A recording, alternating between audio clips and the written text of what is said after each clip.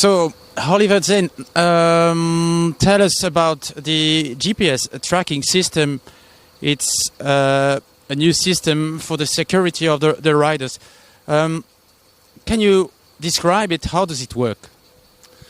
The rider tracking system is actually one part of what we do in this safety command center behind us. So the rider tracking system works through the Velon system. So every rider has a little tracker under the seat, 60 grams, doesn't really change much for the athlete. And we have now a platform in here, an online platform where we can see all the athletes. The platform alarms us with specific situations. For instance, if a tracker stops for longer than 30 seconds, if it goes off course, or if it changes its speed unnaturally, we get an alarm. We can straight away see what is the speed, which athlete is it, who do we need to contact. All this information are in the system. And that's one way of, or one part to give us a bit an overview over the race. But we have additional systems which gives us more information. So we track the whole convoy. So each vehicle, we can see where it is on the course. We've got all the TV cameras in here. We've got another system that we've built a few years back, which measures some distances. And we've got a weather radar in here. So we try to bring as much information together as possible in order to be able to take good decisions. Going for only this year, or the plan is to have this for the upcoming years? Yeah, it's for sure that we don't build this for 1 year. But we will have to see where we go with this. Of course, we will learn a lot. We always knew that the systems themselves, they will work. We can change them, we can work with them, but in principle they work. The challenge, which we always knew, is the processes in here. How do we understand information? How do we process information? How can we take the best decisions in here? And that's something which only comes with experience. We've got the best possible people in here who work on the system, and we will have to sit down after the tour to see, what works well, where do we have to change, where do we have to maybe change the idea completely. We don't know yet. But we need the experience of this year's tour to be able to take decisions. How is it going to work in the future? So, how did you find the people to do this? Because it's quite specific. So it's 3 people, I think.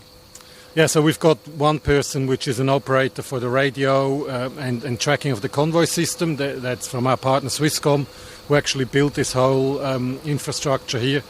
So he's used to do that. He's a specialist in that work. Then we've got an ex-paracycling athlete who is actually doing the rider tracking, understanding how racing works, be able to see from dots moving on the map what's happening now.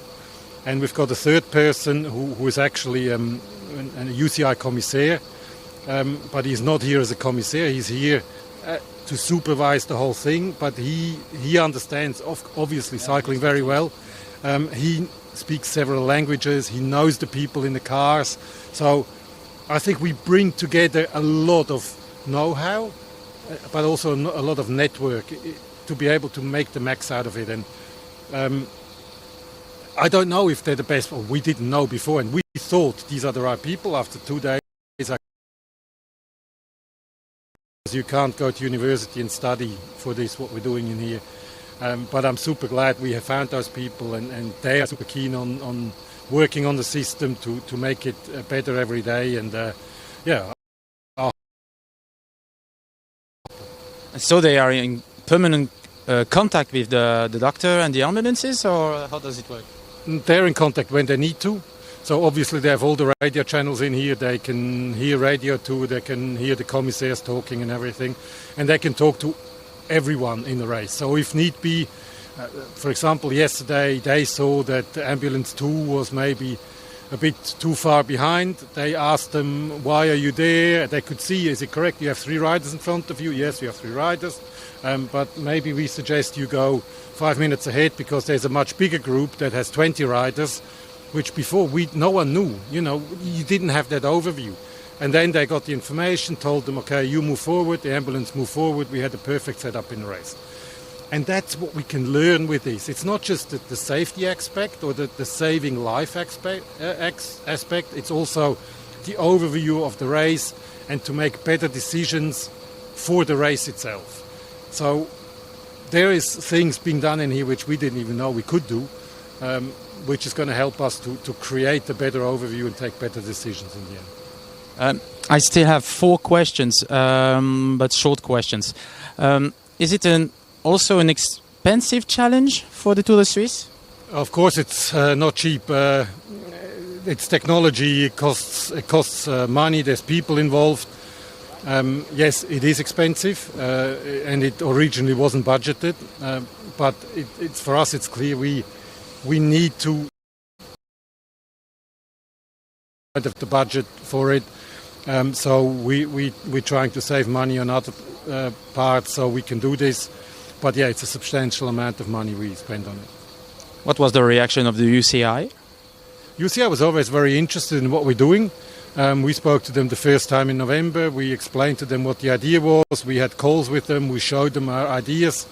And they were here actually 2 days ago to look at it. And yeah, they're super interested in what we're doing. We exchange a lot. Yeah, I think it's a very positive vibe from the UCI towards us, but also for us to them, because there's no point of just us doing it for 8 days a year in the World Tour.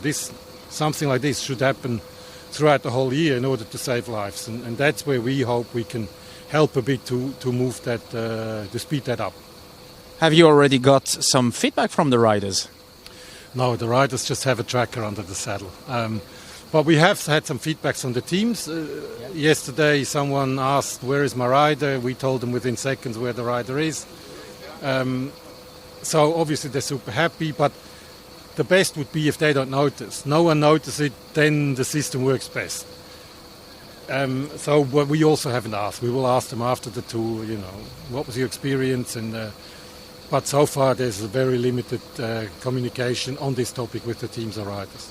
And final question, have you already got some messages from other organizers to get some information about this system? Yeah, we've been contacted by 2 or 3 organizers. Tour of Austria is actually coming to see us next week, and they want to really see what's going on, because they also had a loss in a very tragic way. Yeah, we've had a couple of other organisers who called up and say they want to know how it was going after this race. So yeah, it's cool. We're happy to share information, because as I said, there's no point of just us doing it. It needs to, as many more as it can do, the better it is for cycling. Thank you, Oliver. Thank you very much.